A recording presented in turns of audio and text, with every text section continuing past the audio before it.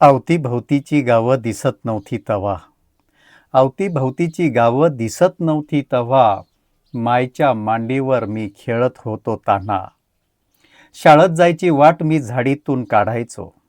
शाळेत जायची वाट मी झाडीतून काढायचो. पुसू नये अक्षर पाटीवरचं म्हणून तिला जीवापाड जपायचो. खळखळत्या नदीतून पावलं पडत होती. खळखळत्या नदीतून पावलं पडत होती. नितळशार पाण्यावर मग स्वप्न तरंगत होती. दुपारच्या सुट्टीत मी पालवातली भाकर सोडायचो.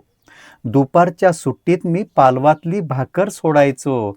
मायनं दिलेला ठेचा अन सोल्याची चटणी तिच्याच पदराच्या पालवात मनमुराद खायचो. नदीचं पाणी तव्हा नारळाचं पाणी लागे.